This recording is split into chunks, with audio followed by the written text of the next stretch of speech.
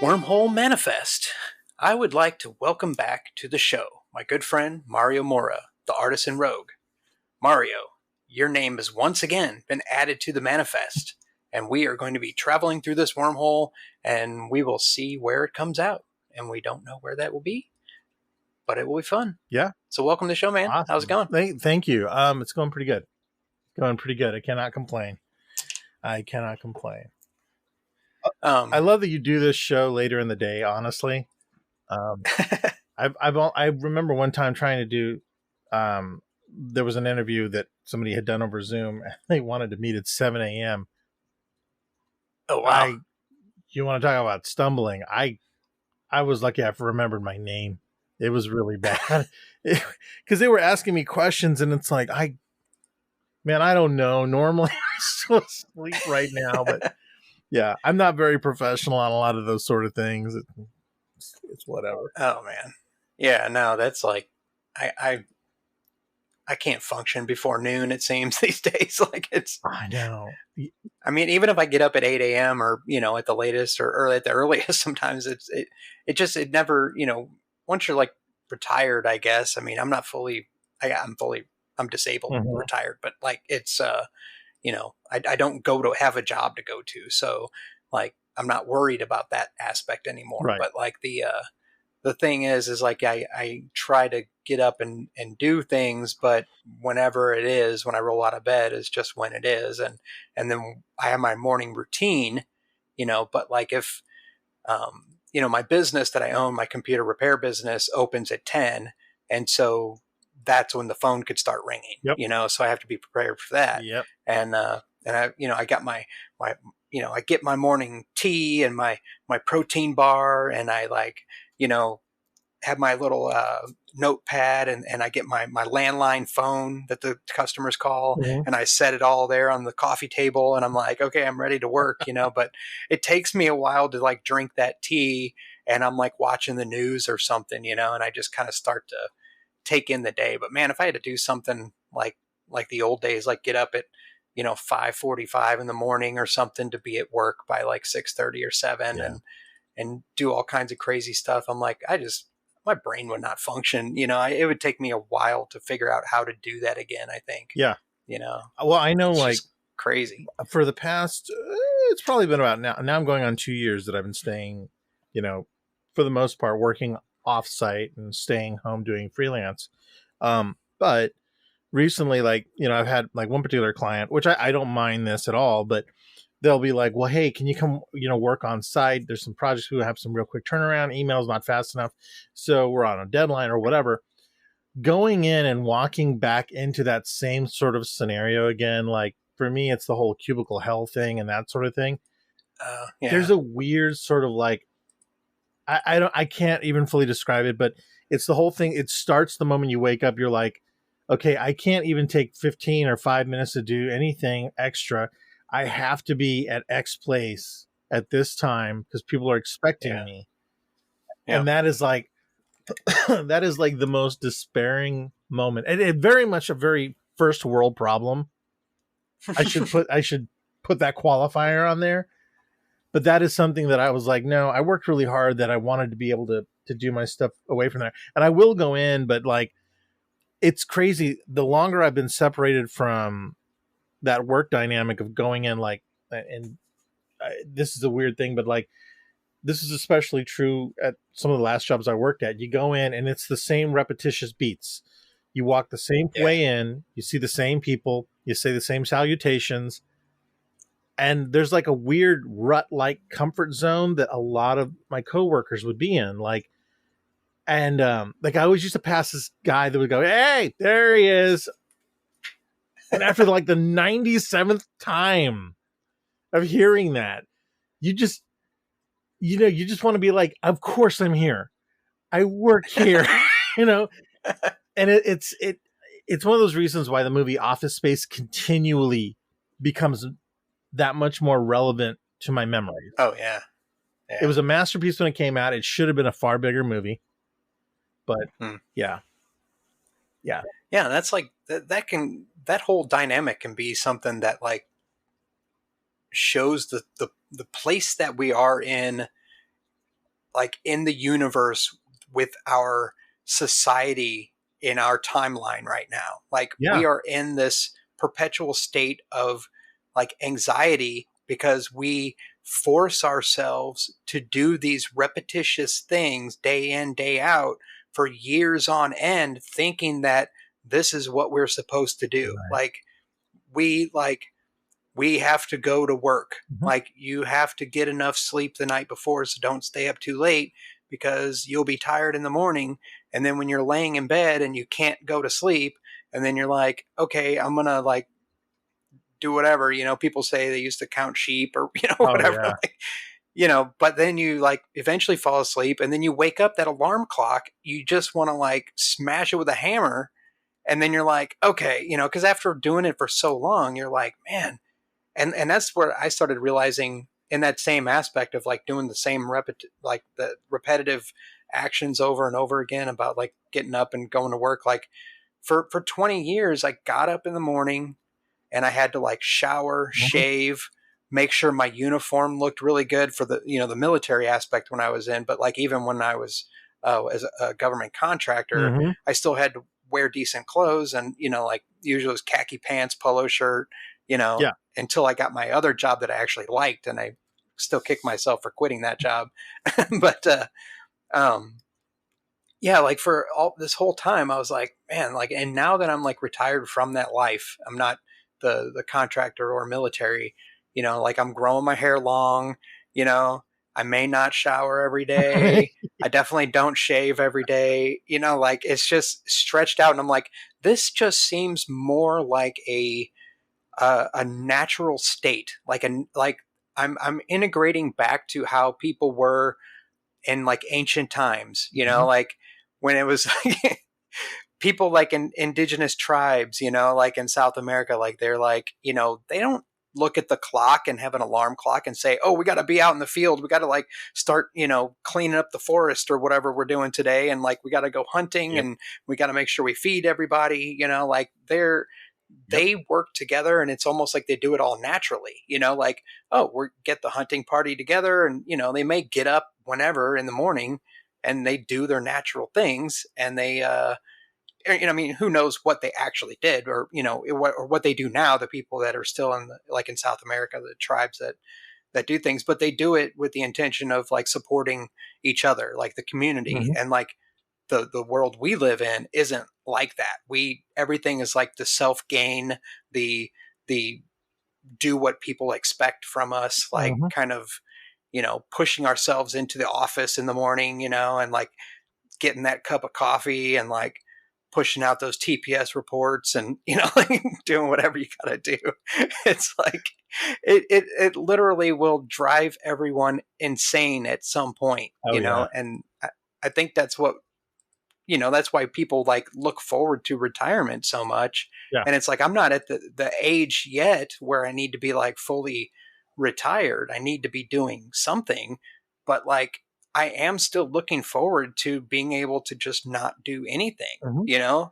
and it's because of that like 20 plus years, 25 years of the day in day out struggle of like trying to get somewhere that I don't even know where, like That's the key. move towards those promotions, those like the bigger money, the more dollars an hour, the move Yeah. up the ladder, eventually become manager, and then what do you do? It's like You're then you absolutely right. get paid you get paid an okay amount, and then you have like 10 times the responsibility because you have to make sure everybody Yeah. else is doing what they're supposed to be doing, and nobody wants to be there. That's the bottom line. They're I like, know. It it's just it crazy. doesn't take much either. I mean, like even like I think that's one of the reasons why, like in the last couple jobs that I had, I there were moments of pure absurdity. Like the very first time, which it was before much before that, but first time I ever heard the term lateral movement, which Oh to me is yeah. literally get the fuck out of the way and let us keep being a corporation. That's what lateral movement meant to me. It's just here's more responsibility, but the same pay. You know, Yeah. and Yeah. like I can remember moments too when like there'd always be this drama that would surround people with like, oh god, we're gonna move our desks or our cubicles are being moved, or people reporting each other for a cubicle looking too festive. Um, Mm. just these weird microaggressions that are also, to your point, things that I don't believe would necessarily exist, except for the fact that, we're sequestered into these zones. I always think about, I'm not joking. I literally think that the name of the place, it was in South Africa, called Fordlandia. And Hmm. it was a town created by Henry Ford because he wanted rubber trees for his tires. And Hmm. it's evidently an abandoned town. It's been some years since I read the book about it. But he had this entire idea. He had brought down, some scientists and some agriculturalists to go down there, and he was going to build this city. And people down there were happy to have the jobs and have income and that sort of thing. But it goes to show Yeah. what happens when two cultures rapidly. It's not even merging as much as it is a complete and total head-on collision. Because the people there understood the heat patterns of the day, so they would actually get up, like really early and then stop through the middle part of the day and then resume work at dusk.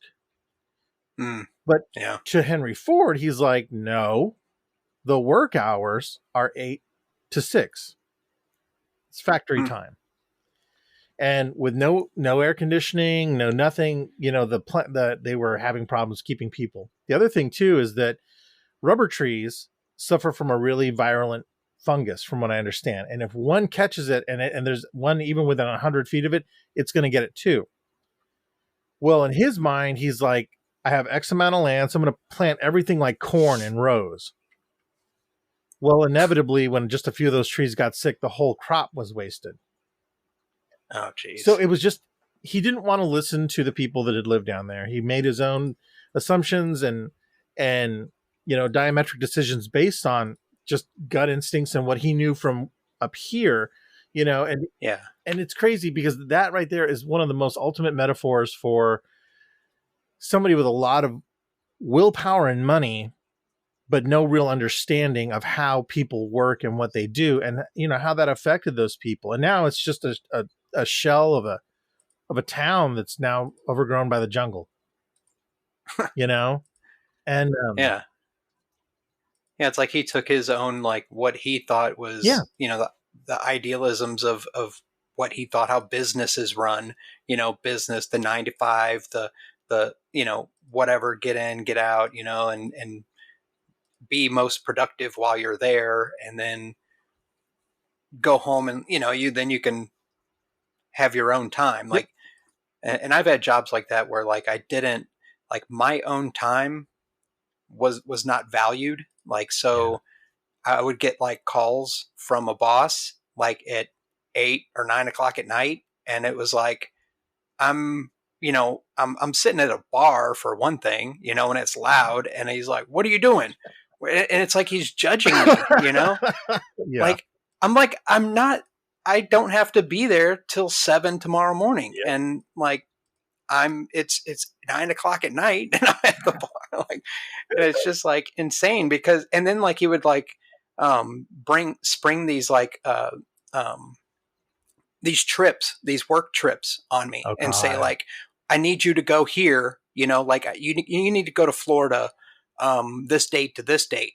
And then I would like be like, oh, okay, I guess I need to. And then I would look at my calendar and there'd be like an event that I was supposed to go to, or oh my like god, a concert or something. yeah, And like, I would say, hey, I had this concert. I've got like tickets to go to this show that, and he's like, oh, I don't care. Like that's not, oh god, do you want your job? Like yeah, kind of thing. And I'm like, fuck, yeah, like this is ridiculous. Like you could not have an outside life away from that job. And it was like, you just couldn't. It was yep, like, if you weren't fully dedicated to that company and doing what he said, then I don't know. It was insane. And I'm like, it gave me PTSD, I think, because hmm, I like still dream about this dude. oh yeah, Like lately, like it's been weird because like every other night I've been having a dream, several dreams in a row where this guy pops up, and it's like, I feel like am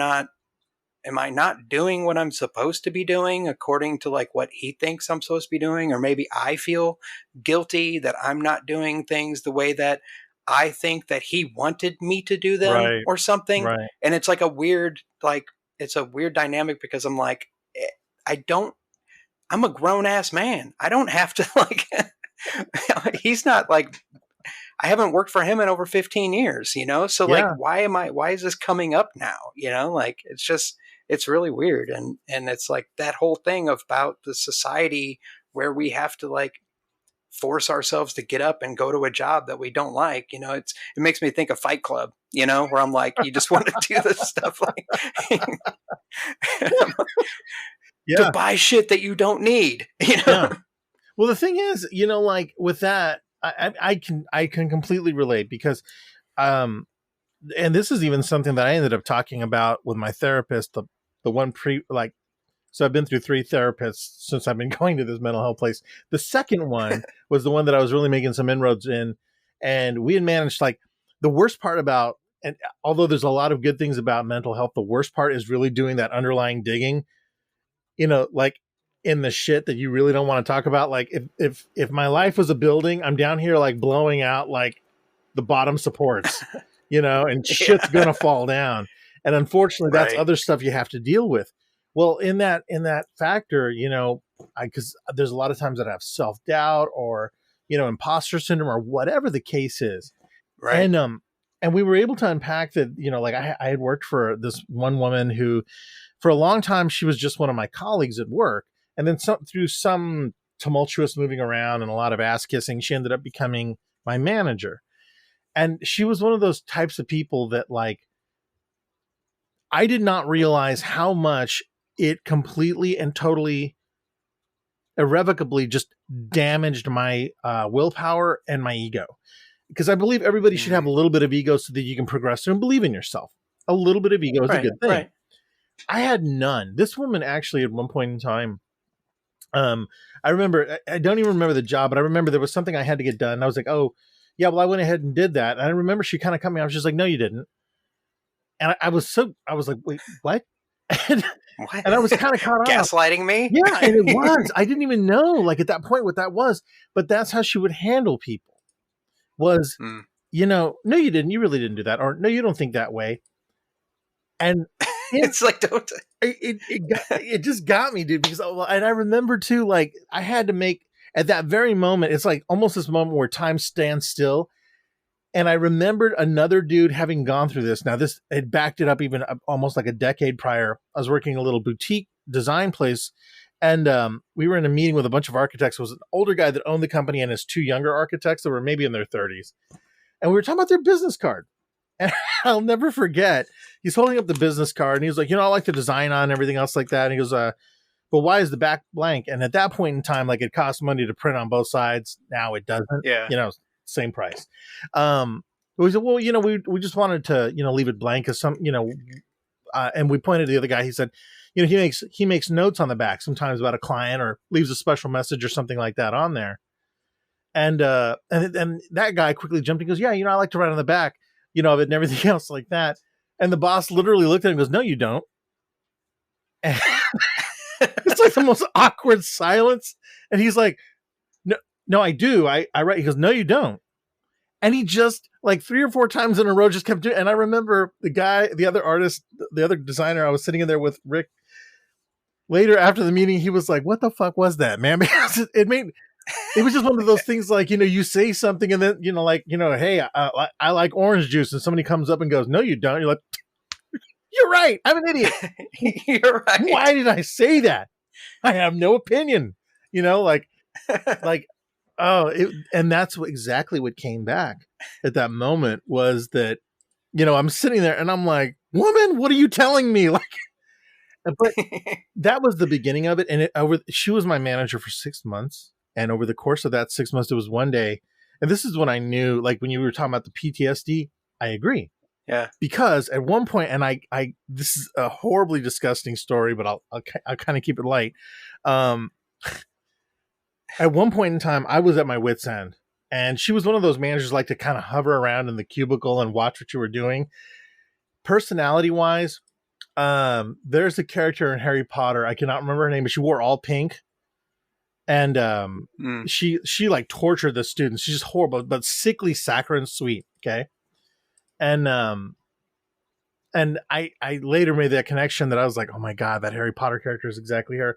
But she would be one of those women that would basically are just one of those people, because men can be this way too.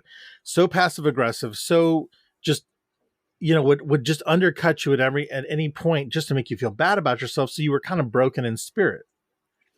And she believed in divide and conquer, so she kept all of us kind of at each other's throats. Well, one day, I was really upset and I was just in a bad mood about some other stuff.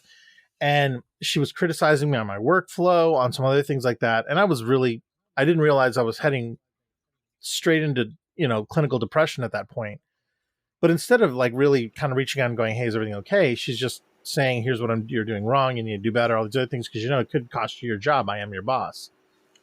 And for Mm. the first time in my life, I had a pain in my chest. I'm like, oh shit, am I having a heart attack? Then it kind of sank into my stomach and I started feeling really nauseous. And I went and spoke to, this is what's really fucked up. My former manager was still in the group, but she had been not demoted, but kind of moved over some other people. But I went and talked to this other lady, Kelly, and I was like, can I talk to you for a bit? I know you're not my manager, but I need to talk to you for a bit. And I explained everything that was going on and what I was feeling. She was like, you're having an anxiety attack. And I was like, Mm. I don't get anxious. And she was like, no, this is what's happening. She's like, I know, because I've gone through that. She's like, why don't you do this? Go ahead and take the rest of the day off and I'll cover for you, but you're going to have to get home soon. She's like, is your stomach feeling really messed up? I'm like, yeah, it is. She must have known what she was talking about, dude, because I drove home and like halfway home, I'm like, oh, I don't feel well. Uh, And when I got home, I got so violently sick. It wasn't funny. Like, it was horrifying. And I was shaking. I was like, it was like, I don't ever think I've been in a physical altercation that did more damage to me compared to this, because it was internal. It yeah. was Yeah. weird, you know?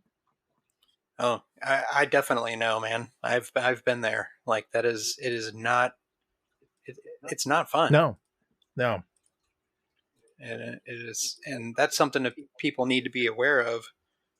Um, Man, that sucks though. That it kind of like it brings me back to some of the events that happened to me. Um, wow, I'm kind of like at a loss for words Yeah. because like I understand that, like, and it's just I'm starting to hear kind of an echo. I think I don't know if it's coming from your end or Mm, it's kind of weird, but like that sick feeling and that like you said when you're like you're feeling it kind of in your chest yeah. and it's like your chest is like tightening up and you're like and Yeah. yeah it's like a that whole anxiety thing and like panic attacks and things like that. Like I didn't know anything about that stuff like a long time ago, and Yep. like when it first hits you, you're like, it throws you off. You're like, holy shit. Like, you know, Yeah. you'd rather be in, like you said, like a physical altercation. You'd rather like someone come up to you and start shit with you Oh, yeah. in the middle of the street, Yeah. because at least you kind of know what you're dealing with because it's outside entity. Right. There's a force that is, you're having to deal with. Yeah. And like, but when it's your own mind, but like, it's really not just an internal thing. It's because it stems from the, like the manager that was telling you all these things. Correct. And it's like that stuff builds up over time. And then that's what causes that eventually, like, it's like it's like a pressure valve that gets like, flipped, or it's Yep. like, or it's not like, it's just all this pressure is building up. And then eventually it can't take it anymore. Whatever's holding the pressure back, it just can't take it. So it blows off and it like releases the steam, Yep. but it's like sometimes it's in a crazy, like violent, like physical reaction, Oh, and yeah. it's crazy. And that's why I'm glad like mental health stuff is being dealt with a lot better nowadays. It still can be even better, Oh, but yeah. at least it's being talked about a lot more. There's not that I mean, there's still a stigma, because people like in the workplace are like, just do what you got to do, Oh, yeah. color in the lines, like shut up and color, do what you got to do to get through the day, but like, you got to like take a break. And I think I just saw in the news today that people are doing these things, and it kind of sounded funny because they're doing the, oh crap, what was it called? I just totally lost my train of thought. The, they're doing these camps, like it's a camp that gives you um, like where you go and you can like sit and like meditate or do Oh yoga yeah. or things like that. And it's like you can go there and just like kind of decompress. But like the name of it is what threw me off, and it was pretty funny. I wish I could remember now. Dang it. Yeah. It was like you go to this camp and like the way that it sounded was like you go there to like get yourself stressed out or something. But I'm like, that's not what it was. It's like, That'd be the last kind of camp I'd want to go to. It's like drama camp or something like that. No, drama. I've already got enough of that. It's really weird too. On that same note, and man, honestly, I could probably tell stories for anyone that's watching this that or hears it or anything else like that later. Most people that would probably know I'm always talking about Hallmark on this. It does expedite into other jobs, but there was one time where that we had a really good group manager. She was way higher up. This lady's name was Danielle. She was excellent. And she got this idea. She's like, you know what I want to do? I want to send everyone to those rooms where you get locked in. You have to solve puzzles to get out, right? In theory, those are kind of cool. And I was super excited. I'd never been to one. So I was like, awesome. And I went with one of my coworkers, Lonnie. She was the only person I enjoyed being in there with because everybody else turned into assholes. Like I couldn't get over how competitive it got. It was crazy too, because like there was one guy that it just goes to show like how wild that whole corporate mentality can be. We got in there, everyone's gung ho, everyone's like, yeah, let's do this, and I'm like, I'm just here to have fun. I want to see what this is about. I didn't really care. It's not like I'm getting graded for it or it's going to give me a raise or anything. But there was something, about everyone wanting to take charge, nobody wanting to work as a team, which was the antithesis of the reason of why we were there. But this was a team building exercise, and instead we all ended up building walls around each other. Like it was ridiculous. And I will never forget this. And I don't know why this sticks in my head, but at one point in time, there was a remote control tank, like a little, like just RC tank with pretty, simplistic 2-axis sort of little driving thing. Well, there was a bit of glass, and the tank was down at the bottom of like this 10-foot thing. You had to drive the tank into this one thing to expose letters in a particular pattern to solve a clue elsewhere. There was one guy in the group, and aside from me, everybody else were ladies. But this guy refused to let anyone else drive that tank. That was his thing. He designated himself tank master, and I remember the futility, the anger, and the more purple that man got as he lay on that floor staring, like his eyes might as well have been knives, into this little tank down there, like, this son of a bitch, this thing's a piece of shit, I bet it was made in China. He just like mumbling to himself the whole time, and we're like, we're just going to let G.I. Joke over here fuck around, like we'll fix everything else, we'll do all the rest of the things. And he got so frustrated, we ended up failing the whole thing. Like nobody completed anything.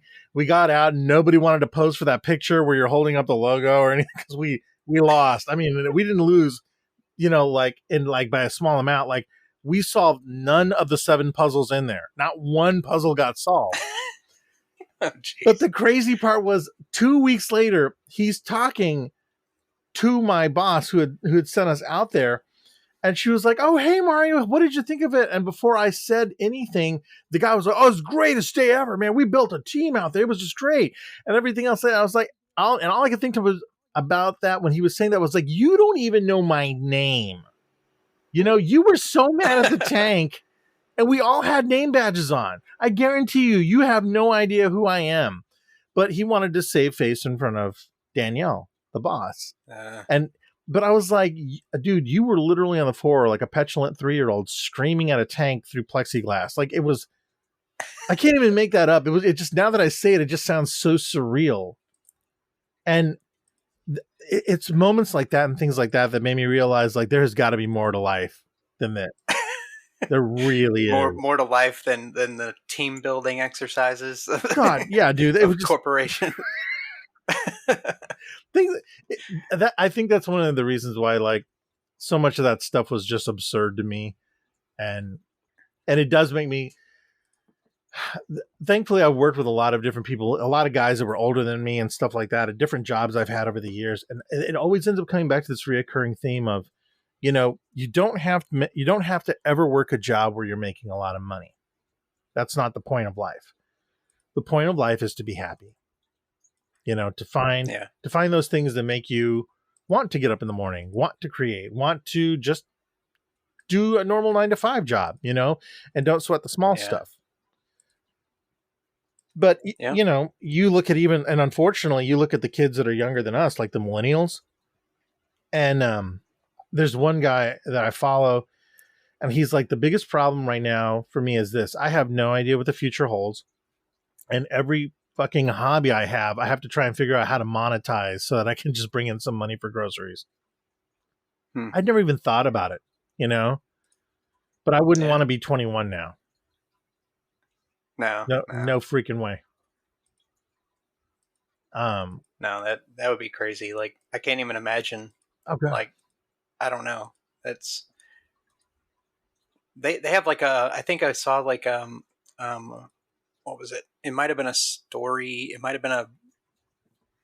It was a story on like Facebook that I like scrolled by, and it was like I think it was Will Wheaton, um, Wesley Crusher on Star Trek: The Next yep, Generation. I follow him. He's a pretty cool guy because he's yeah, like he's in that age range where like he's a millennial, but like barely, like and I like I kind of did the Sheldon thing where I was like I looked up to him when I was a kid, yep, and I was like, man, I can't believe this guy's like so smart, and like doing all this stuff on the saving all their lives on the ship and yep, everything, on the Enterprise, and so it was crazy. So now I follow him, and it turns out that like I mean over the years I've known this, but he's just a regular dude, like a big geek, yep. that is into this stuff. But he posted this thing um, about boomers, and he said, and it had to do with the aspect of like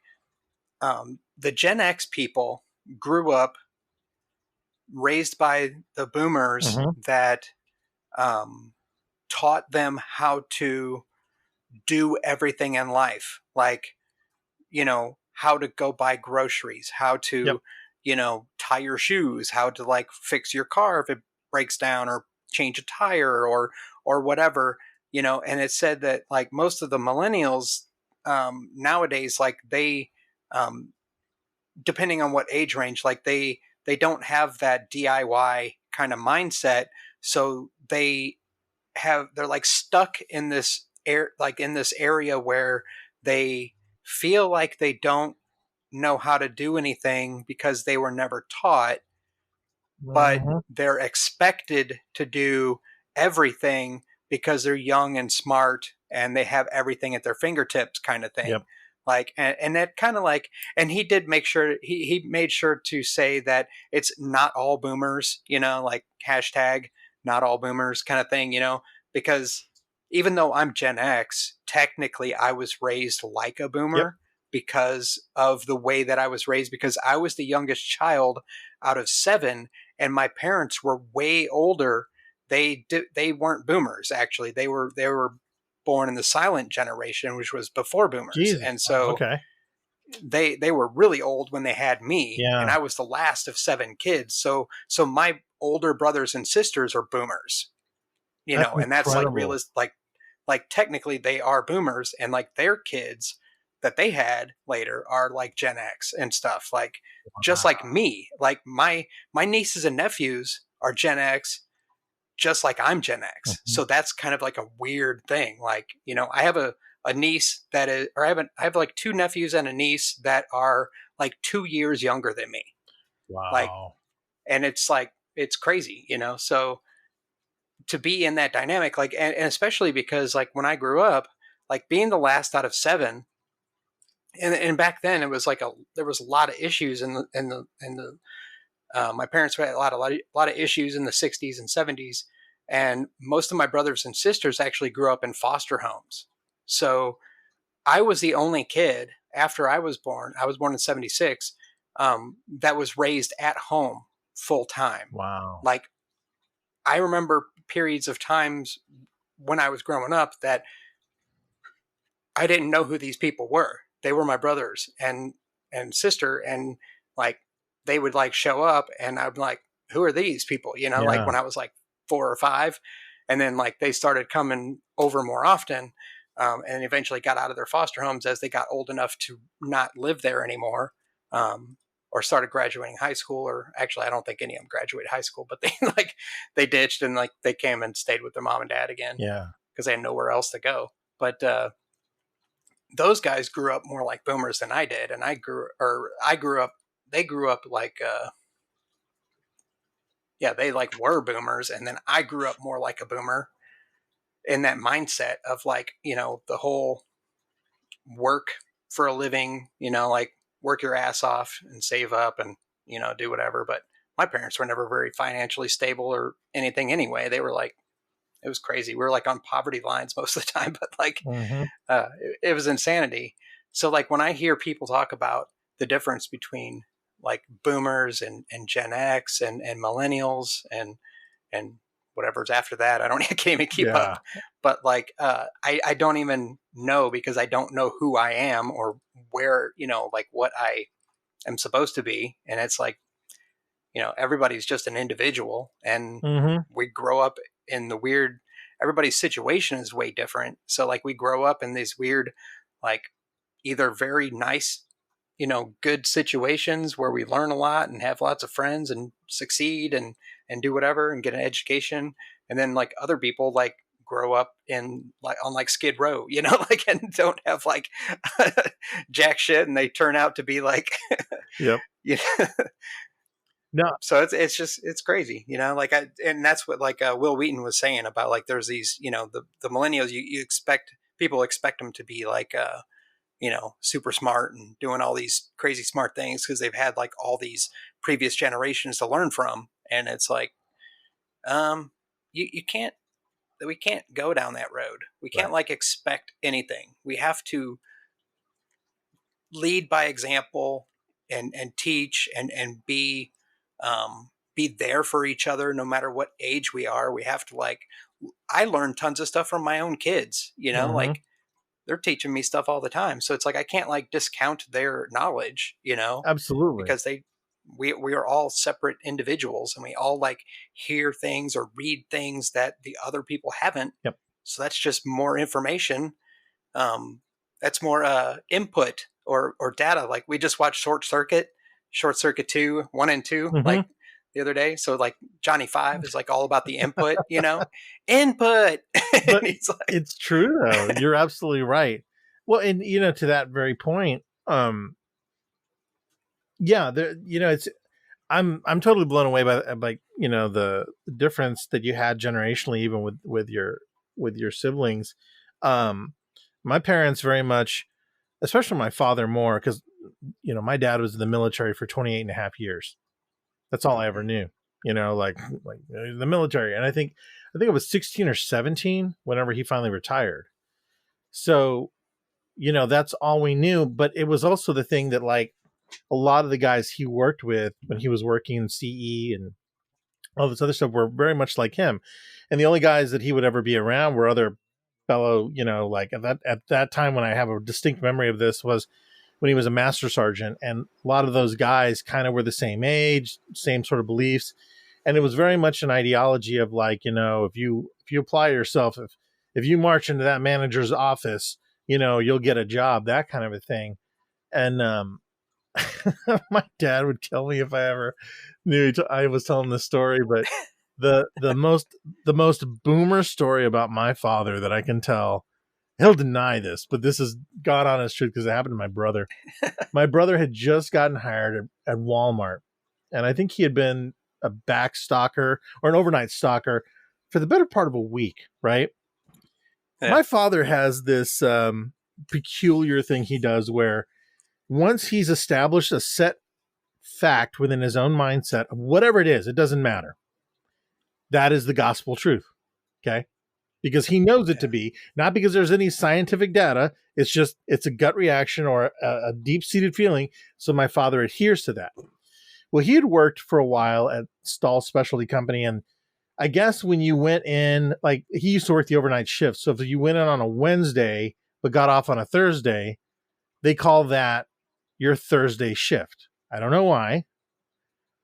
Because I would assume that it would be your Wednesday shift because you start on Wednesday. Yeah. Well, that's how they did it at Walmart. But I'll never forget, I wasn't home. I came home and my dad had left, and my brother's looking completely distraught. My mom is like, "Oh my God, I don't know what he's thinking." They got in an argument before I got home, and my brother had said, "Yeah, I go in. I go on my Wednesday shift is on Wednesday from 9 until like 4 a.m. on Thursday." And my dad was like, "Well, that's your Thursday shift."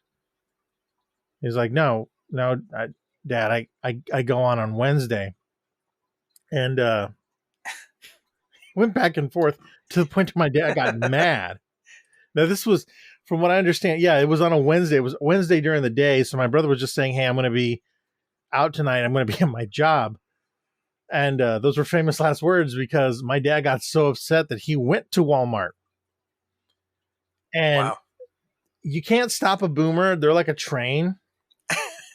My father walked to the back of the store like he owned the place, went back there, and then asked who the manager of his son. He said my brother's name, everything else like that. Wow. See, and this is the other thing too. Like there's so many layers to this delicious cake of stupidity, because he finds the guy, like, and granted, nobody's called security. No, like everyone's just like, who is this guy? You know? He goes back there and he tells the guy under no uncertain terms, you know, you don't know me, but and when my dad gets really upset, he announces his rank that he retired at. And that I'm like, don't do that. Nobody cares, Dad. Like they just don't, you know. But he said it, and he said, just to let you guys know, you guys had hired me because I had like, you know, my dad had actually gotten hired at Walmart. But then he got a better offer at another place. And the day he was supposed to show up, he didn't call up. He just didn't show up. So he proceeds to remind these people of this. They have no idea what's going on. And proceeds to dress this guy down and say, "You're misinforming all of your workers. If you go to work on a Wednesday and you get off on a Thursday, that's your Thursday shift." And I guess he was there for 20 minutes yelling at this guy. And then left. And by the time he got home, my brother had been fired. It was like, and that sort of duress and stress is what we dealt with for a long time. I mean, this almost sounds like a therapy session because I'm like, my father did this. But I laugh at it now, and even my brother's like, sometimes you have to bow to the absurd. Yeah. But to your point about like how, you know, there's an expectation there. My father's like, you go in and you tell that guy that. I'm like, no. I'm not going to do that. No. I don't feel like getting escorted off of a campus by police. Like, there's nowhere in the world I can think of now where I would be welcomed if I went in and I was like, I'm going to give you a piece of my mind. Dude, the litigation that would hit me, like, yeah. You know, the people that are famous now are going viral for you know, telling it like it is or however they think it is. You know, those are like the Karens and stuff now, you know, like they just everybody laughs at them because they think what they're doing is doing what you said, like what your dad did is like, you just got to go in there and give them a piece of your mind, you know? And it's like, that doesn't work because your shit will get called out in a millisecond because everyone realizes how ridiculous that is nowadays. Like back then, you know, in the 50s and 60s, you could get away with it. Oh yeah. You know, like, or even up to like as late as the 90s, you know, like some people still, you know, and now the thing is like people, I would say mostly like older white men will go into places like businesses, like where my wife works, and demand that they, get service, or they Oh yeah. know what everything is, like they're like telling them what their job is. And it's like, Yep. no, like you don't, that's, and they just don't get it, Yep. and they're not gonna get it until someone. The only way that my wife ends up dealing with it is that the guy that works there, the man that works there, the mechanic, will have to end up talking to that older white Yeah. guy and say, this is what's going on, this is what's going on, and this is what we need to fix or whatever. And then, like, but it's hell, Yeah. for the women that work there, that have to deal with these old guys that think that they know everything. Yeah. And it's like, it's complete bullshit. It's like, you shouldn't have to deal with that. Like, Absolutely. Well, like, it, it even seems like it's not even, because in the experience that I've seen before, and I don't know where this comes from, for what it's worth, predicating this, most of the bosses and people I've worked for that I really respected were women, because I understood what they had to go through to get there. I have truly worked for some douchebag dudes, yeah, like really screwball guys. I've had a few bosses that were guys that were awesome, very few though. And I think that what yeah, happens in those circumstances is that you have guys that are like almost offended that a woman is telling them, well, here's what's wrong with the car, here's what's happening, and this sort of thing. Like they're like, yeah, no, let me absolutely. talk to another pair of testicles, I gotta know, like, Right. really, dude, come on. Fuck. I just there's a weird bit of misogyny and just oddness that happens with that, and I've seen it happen before, to where, and I don't understand that. I know that, at least for myself, because I had really caring, even teachers. The majority of my teachers had been women, and I got to know. I'm like, well, God, you've got patience, you're understanding, and you're teaching me about algebra or geography or whatever. And Yeah, I'll never forget the difference that would happen between that, because whenever I learned basic, I think it was like my sophomore year in high school. I remember we had a really cool computer teacher, and she knew her shit really well. Basic was like nothing, she knew it, but she had a background in older programming languages and stuff like that. But she loved basic, and she loved teaching people. And when she got sick, she was out for 2 weeks, and we got a substitute teacher that he looked just like, Jesus, the movie Falling Down. yeah, yeah. Um, With it's not Kurt Russell. It's no, it's crap. Um, yeah, like the one guy that's in the uh, why am I not thinking of is his it name? not Stewart? No, it's No, God, what is his name? Well, at any rate, looked just like him, and had like no sense of humor. Had a very dry. It was the very first human I ever met that I'm like, wow, you're a Douglas, yeah, Michael Michael Douglas. Douglas. Thank you. I love that film too. It's just I Oh couldn't yeah, remember his name. I need to show that to my kids. Yeah, Seriously, like that's like something that, I mean, that shows like yeah, I've almost been there yeah, to that point yeah. where, like, Yeah, I mean, oh my God, dude, we should do an entire thing that deconstructs movies like that kind of reflect upon society, because that's definitely one of them. Um, so this guy looked just like him, and just had this really gruff, angry demeanor about things, and we weren't allowed to really talk in class. And I realized how different, the aspects were, because on her part, she was like, she would kind of joke and kind of make computers fun for us, right? Especially the yeah, fledgling people getting in there. And by the time this guy was done, after the 2 weeks of absence, there were people that really wanted out of that class, because wow, yeah, he didn't care. Like the girls in the class, he was like, yeah, it's a good thing you're in here, because chances are you're going to end up as secretaries. hmm. And this was the 90s, dude. So like nobody called him out. There was no social movement. There was no Me Too. There was nothing, Right, which was horrifying, because this guy. So yeah, I get it. Those kind of, the sort of individuals, I don't understand what their motives are in life. Like, why be that angry about things? you know? Right.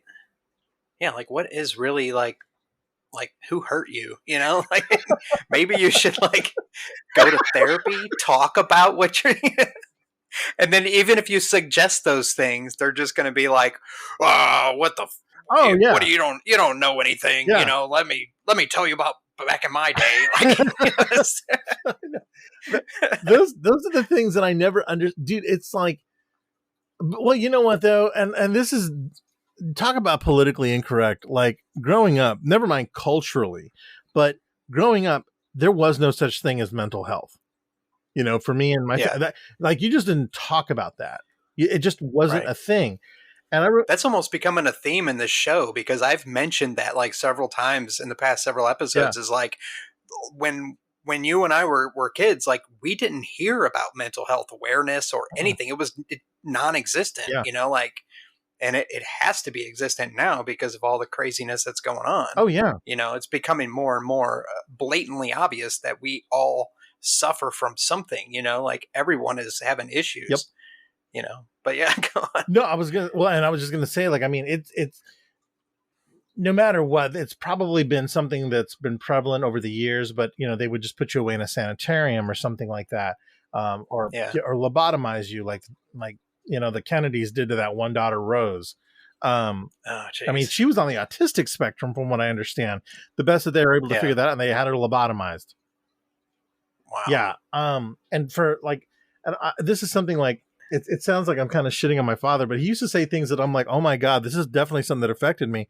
My dad always said, you know, growing up, we didn't have, you know, people that were emotionally unstable or, and I hate using this word, but, and I'm going to quote him directly, or retards. And I was like, and you hear that as a kid and that Right. becomes normalized, right?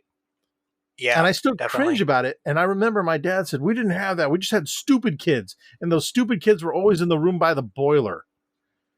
And you grow up hearing that. I mean, that's like the most horrid backwards thinking, you know? Yeah. But that's the reality my father knew.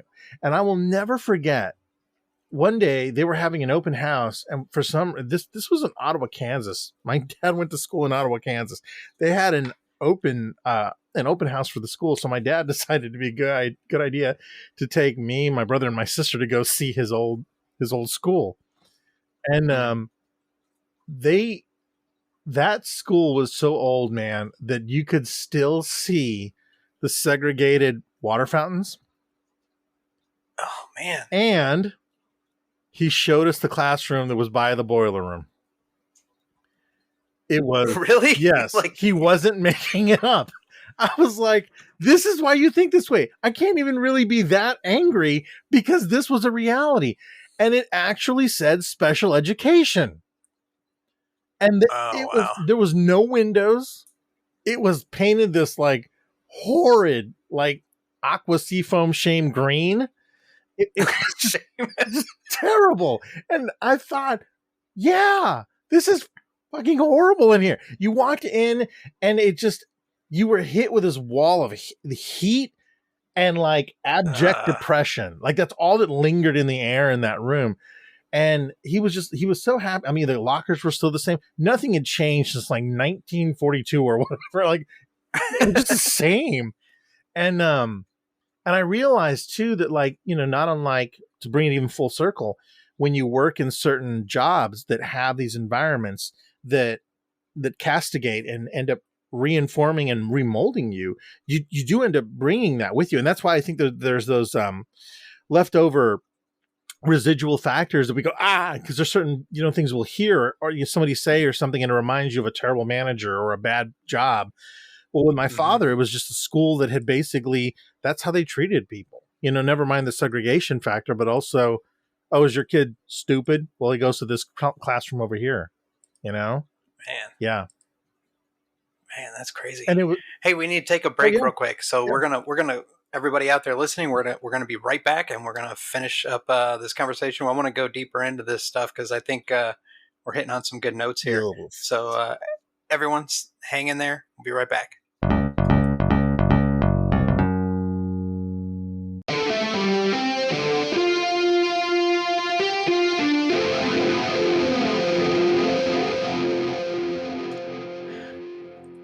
Okay, everybody, thanks for hanging with us.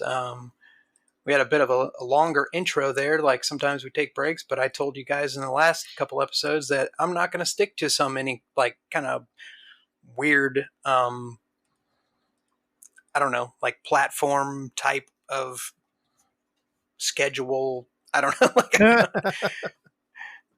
So I'm back with Mario. We were just talking a bit on break and going over a few things, and I wanted to continue. Where do we leave off? Now I'm trying to remember because Oh man. we got off on a tangent there while we were talking about boomers and all kinds of crazy Yeah, I stuff. think we ended up leaving off right where we were talking about, like, the we had segued back and almost come full circle back into talking about how the workplaces almost seem self-engineered to make people, to recast people, reform them, and and affect how you interact with people and stuff. I know there's this. So I was going to bring this up before. Have and I cannot remember. Oh, that's what it is. Have you ever heard of the term luminal spaces? Luminal spaces. Yes. I've heard of both of those Okay. words, but So I had an idea, and I knew that there was a term for this. So essentially, what it is I guess a great amount of modern workplaces inhabit this, but luminal spaces also mean things like, like, let's say you're going to to see a doctor, and you're in the waiting room, and maybe the waiting room has a semi homely feel to it, but it's also very clean and antiseptic and just almost sterile. And hmm, and I had to look it up, but evidently that's called a liminal or a luminal space, and it's basically a space that grants a certain amount of unease to people. And they've come into prevalence more because people that have recollections of places they've worked before will often get triggered by that. Maybe when they're waiting in a lobby for an interview, or waiting for a doctor's appointment, or they're walking up a hmm, stairwell. And the reason is because it's supposed to be something that is catered to and designed by and made for human interaction and usage, but it doesn't necessarily belong to anyone. And the creepy factor, the unsettling factor is, the same bench, the same chair has been used by hundreds of people in a waiting room. yeah. And they're only there for a few minutes to go in. Well, there was a whole mental health study done on how this affected people, and how we actually have liminal spaces within our lives that we try and avoid, because it's these Yeah. spots in our lives where, whether it was a previous job or somebody we knew or whatever, that created this aggregate that gives us a sense of unease, and we try to hide those things. And this kind of, or at least bury them or forget they're there. And this kind of goes back into what I was talking about earlier, when you start to excavate, the supports from underneath, to understand, get Yeah. to the Yeah. root of it. Well, you end up encountering those spaces along the way. Like, I know a big one for one whole year I was unemployed, and that sort of space actually became my living room, because I didn't go Hmm. anywhere. I was in depression, and it was a very weird time for me. And I've always, and after that, I became fascinated with it. Like, well, why do we do that? Why do we have these places? It's kind of an offshoot, but it was something that I wondered, because anytime I go in anywhere now, it reminds me, like if I go to a doctor, or I go to another business, or I work on site somewhere, there's these triggers, for lack of a better term, that remind me of other times, and they're not always positive times. And then I end up finding myself having to deal with those things all over again, which is Oh weird, wow. you know. Yeah, that is. I mean, it probably sounds weird to think of it, but like, or to say it, Yeah, and then when you first think of it, and then when you actually sit there and kind of digest it, you're like, that makes perfect sense though. yeah, Like it's like we do like create these spaces, and those or like those places exist, and kind of like when we were talking about earlier, when I had like I've been having dreams about that old boss of mine, yeah, like those things are like triggers, but like it's kind of like a thing where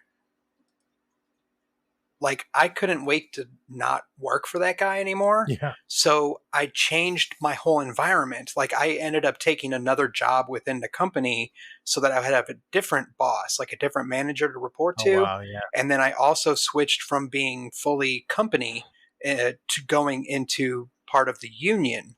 So like once I became unionized or indoctrinated, like I was one of the boys, you know, I was like one of the team, Yeah. you know, Yeah. and everybody was like cool, and everybody was like, hey, you know, you can, and I felt so, I was able to and I told you before, like that part of the episode got cut off on episode 4 when you were on here, when we were talking about how I got my name Oh, Wormhole. that's right. Yeah. Yeah. Yeah. Yeah. It was because I was working, I had moved from working from that shitty boss that I have nightmares about now, and to working and becoming a union guy. And I was in that meeting, and this guy was up there talking about, it was like a some kind of performance work, uh, what was it called? It was called HPWO, like High Performance Working Organization, and it was kind of like a 5S kind of thing, like where you gotta, you know, taken from like the Japanese, where they like can make companies and manufacturing places like more um uh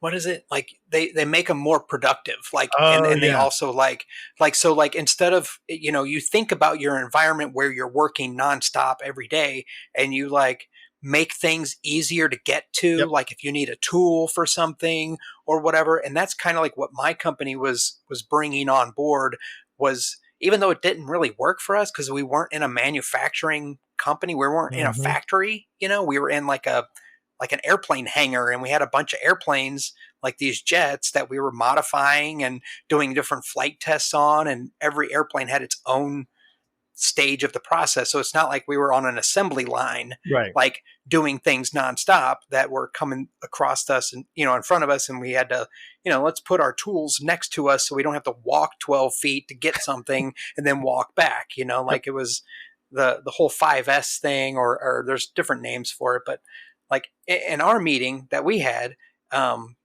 we were going over some of the things we could do to make our working environment better. And then this guy up there was like, and everybody was so chill. This is how chill we were. I was sitting in the back of the room. It was like our break room, and there was a bunch of long tables and chairs, and people would have snacks and whatever. Mm-hmm. And there was a TV on the wall. And I was sitting in the back of the room, and I had my feet up on the table, which I know that's kind of rude anyway, but like I was just chilling, and I was leaning way back in the chair, and the leader of the our group that was giving the, I don't know, I don't even know what he was talking about, but he was up there talking about things that we could do better. And he was kind of ridiculous anyway, and he said every like Oh. every 2 seconds, let's do this and then we'll Oh. you know. And I was like sitting back in my chair, and I was leaning way far back. But the thing that caught me off guard was he was up there, and he was like, we're all doing this work, and we're all doing these things, and we wish we had this stuff where we need it, but we don't just like, we can't just open up some kind of wormhole and go to wherever we need to go to get these things immediately. And I fell out of my chair when he said wormhole. And everybody turned and looked at me, and I was just like, what did he say? Because me and my you know, my past of my, I don't know, just I'm really into wormholes, you Right. know, like, and him out of nowhere said that, and it just threw me off. And then everybody from that day on started calling me wormhole. So like I would show up to work some days because I work night shift, so I'd show up in the late afternoon, and I would walk through the door, start walking across the hangar deck, you know, and I would hear, "Hey, wormhole, what's up, buddy?" You know, so they all started calling me wormhole after that, like, and that's how I got the nickname, and it was just crazy. But I don't know, that I wanted to bring that back up because it was cool that we talked about it I know, before, but right? we totally missed it. Like, and I think the listeners out there may want to hear that at some point and be like, why does he go by Wormhole Matt? Like, what is this whole thing about? You know, like, And it's strange. People in other countries don't even really know the word wormhole. Like Oh yeah, they, yeah. it's weird. They're like, I don't know. I was on like a Twitch stream and somebody was like, wormhole. What is that? Like Oh wormhole? yeah, Wormhole? yeah. They thought it was a sexual thing. I'm like, no, I'm leaving. No. Wow. But That's oh crap, where was I going? I went off on a tangent. Crap. But no, the oh man. we okay. See, now this is always the thing. Like I always try and keep myself away from this, but like I always tell myself like I should have some sort of show notes or something like that so I can remember where I left off, because I screw up like that all the time too. Yeah. Oh well. Oh well. Just keeps it interesting. Yeah. I don't know. One of the things that we had said earlier about like the prevalence of of mental health discussion, it is nice, and it is a weird. We're living in a really weird time, where I know that like there's always that saying where there's people you'll hear it in the media a lot where they're saying technology and all these other things they're exponentially rapidly growing, you know Yeah, um, yeah. to utilize, and this better than I do, a microprocessor continually gets faster, and better all the time. You wait a year, there's something blindingly faster. And what I worry is that our society isn't capable of catching up as quickly. I had there's a comedian that I follow. He had one video that really struck me. He was talking about the advent of social media and how, since there was no, and he said, I hate to use the term regulation, but he said, because of the fact that social media came along, and it really truly is a marketing tool, that we are. Sorry, Mario, you got cut off there. I'm just putting this, splicing this little piece in there to let everybody know that there was an issue with the recording, and I had to edit out the parts where we're talking about the recording not working and not doing what it was supposed to. So sorry about that, and sorry, Mario, for cutting you off. And this is the rest of the conversation where apparently I start talking and forgot where we left off, and I didn't let Mario continue his train of thought with that, so I do apologize. Everybody, stay tuned. Here's the rest of that conversation where it kind of starts over or something. All right, thanks. Bye. Okay, I think it's recording. It's recording on my side. Okay, had a slight hiccup there. Yeah, so, oh, the thing I wanted to mention was like the reason I brought up the whole wormhole thing was like we were talking about the luminal spaces. Oh, yeah. And like the whole kind of like the triggers of places. I was in that zone when I got my name wormhole because I had felt the reason it is kind of a profound thing that I now think of is that it's like I felt more free because I was away from that boss. So I was in a whole new kind of space, and it like, but whenever I would go into the old shop where I used to work, like that was like a trigger for me because I was like, oh my God, like that boss is going to walk around the corner any minute and like start yelling about stuff that I didn't do or that I need to do or whatever. But like leaving that job and working in the new environment, like just felt so much better. Like it was just like, I felt free to be me. And then when I got the name Wormhole, I felt like I was more accepted and more, just felt like I was free to be myself around these group of professional, like, aircraft maintainers, and engineers and stuff that were doing really good work. And it was such a different, dynamic. Like it was so very different.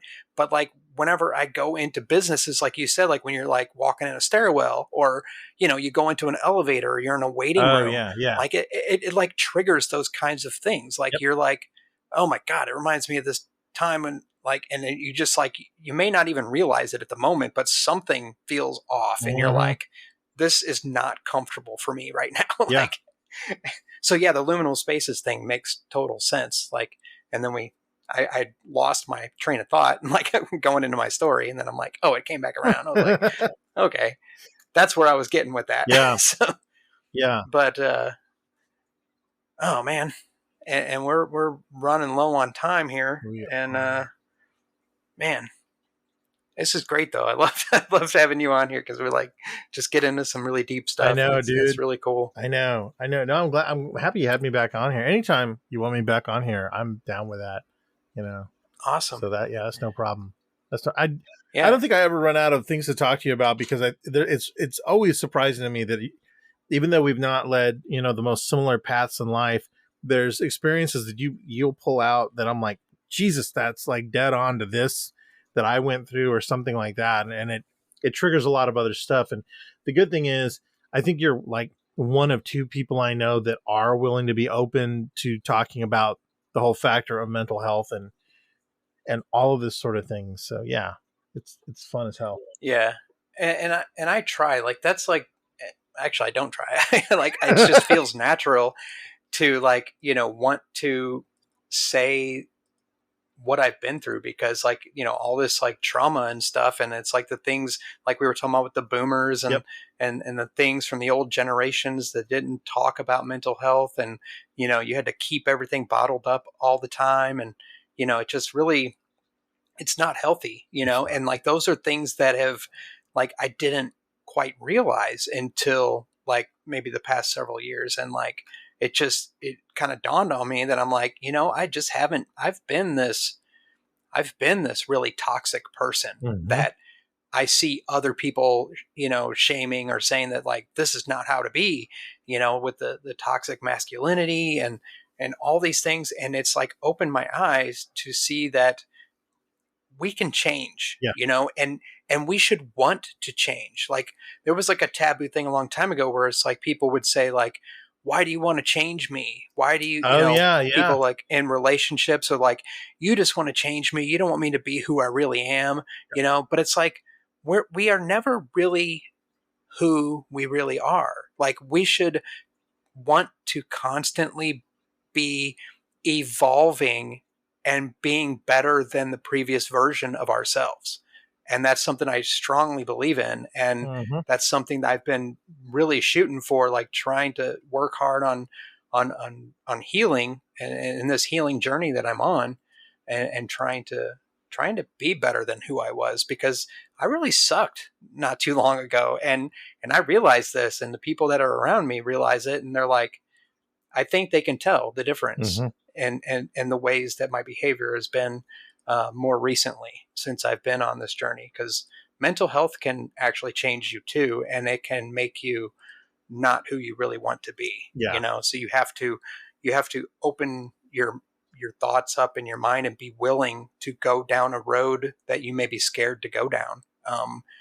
Something, because something may seem frightening at first, but it may be way more worth it to take that less traveled path, because Yeah. we beat into our mind. We make these pathways in our mind that are like these beaten down trails throughout the woods that are like so well traveled that it's like a habit. We just take that trail, and it's a habit to us to go Yeah. the it's the path that's least resistant, Mm-hmm. and it's so easy to go down that path.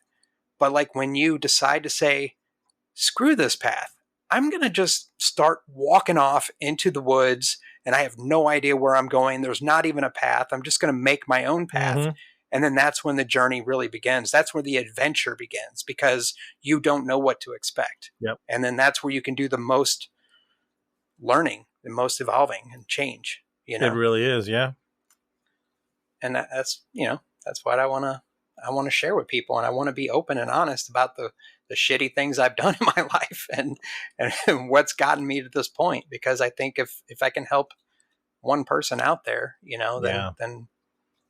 I've done my job. That's the biggest thing, is normalizing the fact of being able to talk about it, because you're right. I mean, I know that not only I journal a lot of my stuff, but even just the records that the therapists I've had, have kept, and where I've come so far and everything else, just going back and, realizing what I was like, what things I had wrong. And I know that there's always this thing in mental health where they say, well, you never say you're wrong, but Right. I understand that, but I can also look at something and go, no, that was definitely wrong.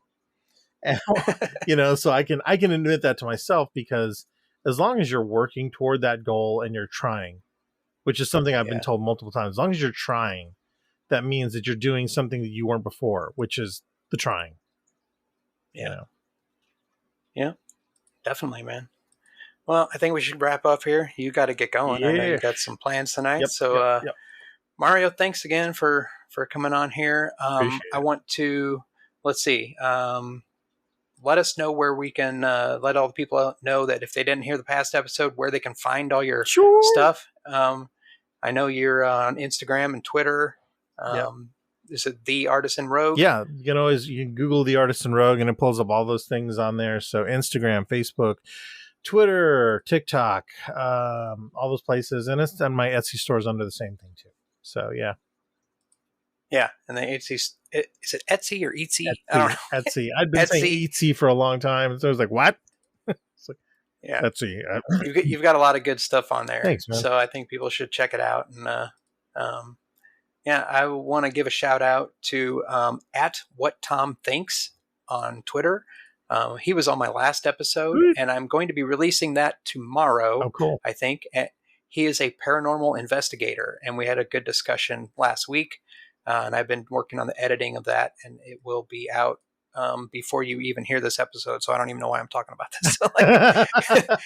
So I just shout him out for thank him for being on that episode, and I hope to have him on again too, because paranormal investigation is some crazy kind of cool stuff. Yeah. I mean, it opens a lot of doors into different like psychological kind of things, and in the human, I don't know, in our human being, weird twisted reality and multiverse and all kinds of crazy stuff. I know. One of these times I'll have to share with you a story that happened in real life to my whole family. Kind of in the paranormal thing, but yeah, it was definitely a trip. I'll have to share that later. So yeah, definitely. Yep. I'm going to make a note of that. Well, I'll make a note of it in a minute. Everybody out there, thank you for listening. Mario, thank you for being on here again. Yeah, man. If you want to find out any more information about the Wormhole Manifest podcast, check us out on social media.